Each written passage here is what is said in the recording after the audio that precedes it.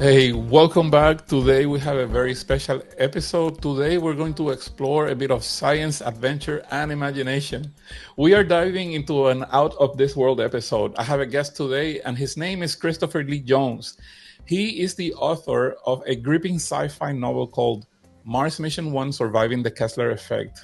Somehow, we're going to connect these dots: Mars, electric cars, rockets, and travel adventures. So buckle up because this is going to be a wild ride. We have Christopher Lee Jones here. Hey, Chris, how are you? Good, Raphael. How are you? Great. Thank you so much for joining me here. I have been intrigued about your book, your story, and everything that you have been doing. So I wanted to take this moment to see if we can go over the details of your book, which is a thrilling journey through a cascade, literally, of orbital debris affecting Earth satellites and a stranded Mars crew, which is pretty insane. And they're fighting for survival. So, can you tell us a bit first about yourself and what inspired you to write the Mars Mission 1 Surviving the Kessler Effect book? Sure, Raphael. Thank you so much. Thanks for having me. I've always been kind of a space nut in hibernation, always interested in NASA from the early '70s and through the shuttle program, and just never had time to be able to go watch as many of the launches I would like to because I was working.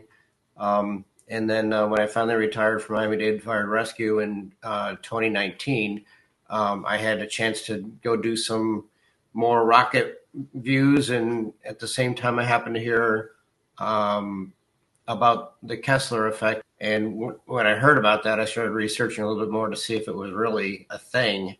And it kind of went from there. I found out it's a thing, and we got to help clean up space so we don't ever lose access to space or hinder our ability to return from space. Okay, that's very cool.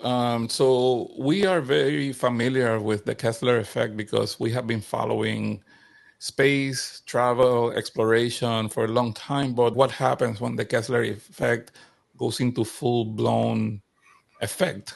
Yeah, um, it's pretty simple, really. We already have millions of pieces of debris floating around the Earth right now from previous missions and rocket bodies that have been like slowly disintegrating in low Earth orbit. And if you could imagine a pool table, when you do the initial break, you hit the balls of the table and they all go everywhere. Well, that's kind of a fairly decent example as to what might happen if there's a lot of debris in low Earth orbit. It hits the satellite, makes that satellite useless, or it endlessly makes more and more debris as more and more satellites are hit. So just to make sure that I can that I understood this correctly and can explain it to other people as well.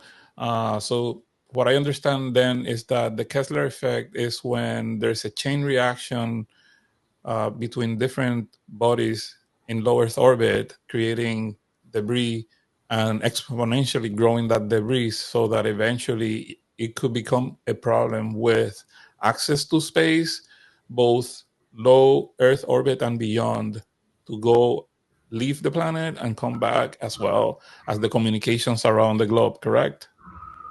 Yeah, it just keeps building and building and building and building until it's unusable, that we couldn't go through it. Okay, I see. That's fascinating, and I'm pretty sure there's some very smart people studying the problem and trying to come up with solutions to fix it. But let's talk about the book, right? Because you wrote a book that is based on the actual science behind the Kessler effect, but it's a sci-fi thrilling story, correct? So, um, what? How did you come up with research that helped you create a compelling story to entertain and educate people at the same time? Like I heard that there were conversations with the Department of Defense as part of the research regarding the knowledge of the Kessler effect, so that you could implement it correctly in the book. What kind of research was that? That's very interesting to me. I did research everywhere, including when I finished the first book. I called Donald. I found Donald Kessler somehow through Google search, and was able to find his phone number. And I called him, and he started listening to what I had to say. And so he said, "Would you just send me one? I'll look at it." And I said, "Sure." And then he gave me an absolutely fantastic um, letter to the reader from literally from Donald Kessler. Okay. Okay. See that, but Yes. and he endorses the book 100% because it's a factual based fictional story. Okay, So so let me explain to people because I learned this too that Donald Kessler, for those that are watching this that don't know who he is a retired NASA astrophysicist that is responsible for creating an actual orbital debris program department in NASA, correct? yeah, that's the story behind that is actually kind of funny. After he came up with the mathematical equation and started passing out hypothesis at the time to other people, all over NASA, people were talking about this Kessler effect thing, and it got back to his boss so many times that his boss just finally said, "If I hear any more about this Kessler effect thing, I'm going to fire you." And the phone rang, and so his boss picked the phone up, and it was the Department of Defense, and they were asking if Donald Kessler was there. So he said, "All right, fine. You get your own division. You get to be a chief senior scientist and orbital specialist." Okay, so now this is just like from the early 1970s. It's an actual program office in NASA where they are in charge of suggesting and implementing regulations for managing satellites and other objects that are sent to orbit and decommission them when necessary. Is that part of the office responsibilities? They do a lot. They do a lot of forward thinking, forward looking, as well as they work with other independent agencies that are out there that are tracking debris. And then, of course, well, there's just when it comes to space, there's a lot to it. So they're looking at all the existing debris and how it's acting, and every time another satellite or space station gets blown up, then they have to make sure it's clear for the next rocket that would, Falcon 9 or whatever it might be, to make it up through the debris without hitting anything. So they've got a lot of different aspects of responsibility. Because there are like millions of different things floating around the planet, correct? Millions at just under 9 centimeters, so which is about the size of a grapefruit. And Okay. then on top of that, we have, I don't know how many, but it's all being tracked. It must be a rather boring job to sit there and track debris. Yeah, I figure at this point in time, there's probably automation connected to that. There's probably computers that are tracking the objects and the debris and whatnot. But you know what? I was just thinking. I mean, I think this is a very interesting story, and as a fiction um, novel, I think it would be great as a gift for anyone in the family, especially Father's Day coming up. I Oh think it yeah, would be a very good thing. And you're selling the book in online, correct? yes, it's on Amazon for 19.95. Okay, great. And it is the second edition, which means that you expanded on the original story to give it more depth, correct? Yes, Book. You're also writing a new book, right? yes. Is it like related to this one, or is it a completely separated story? No, this Mars Mission 1 Surviving the Kessler Effect second edition is a cliffhanger, and it leaves the astronauts on the surface of Mars having to make some very, very serious questions and answers. Is this going to be a long-term mission on Mars, longer than what it's supposed to be, or are they going to try and come back with all the debris around the Earth? And there's a lot of things they have to look at and think about, and sometimes it's just as simple as food. Are they going to have enough food to make it another 2 years? Because you can only go to Mars or return from Mars every 2 years because of the And orbit. there is a lot of like actual science-based research on how the crews are supposed to be self-sufficient in Mars, and all that stuff is inside the book as part of the drama, as part of the thriller, cliffhanger, etc. Yeah, I mean, in some cases, when I would get into some of these areas and I would do research, next thing I know, I'd have like oh well, I got this one here taken care of, but what about this one over here? Because now, it's it's like snowballing itself. I'm trying to just do research, and then I find out more about how how satellites work, how we survive on Earth with the internet and cell phone business technologies of today. And it's just it's weird, but I mean, a lot of research. Yeah, that's fantastic. I read the book, and I think it would be great to see if someone picks it up and makes a movie of it, because it would be very interesting. And I remember an excerpt from your letter from Donald Kessler, that he says that the book actually provides better information about the Kessler effect or Kessler syndrome than the actual movie Gravity, which is kind of a really like impressive endorsement. So uh, I'm pretty sure that people that read the book are going to appreciate it for what it is, both educational wise and entertaining.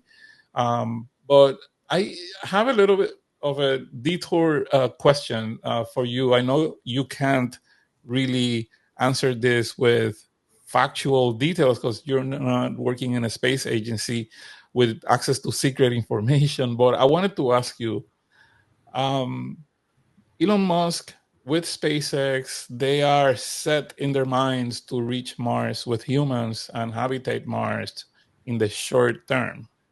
Like long term, of course, but very, very soon. So there's several timelines.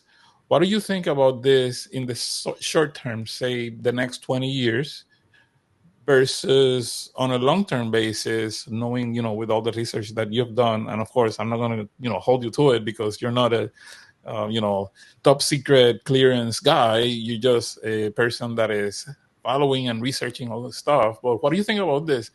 Do you think that we are going to be able to explore the stars as we're intending? Because the Kessler syndrome is one of possibly many challenges that we have to overcome. We don't even have the technology to get there yet. So, what are your thoughts about that? Well, I totally believe we're going to be on Mars probably within the next 5 years. It's going to be very exciting because it's 6 months to get there. It's a year on the surface of Mars and 6 months to get back. That's an awful long mission.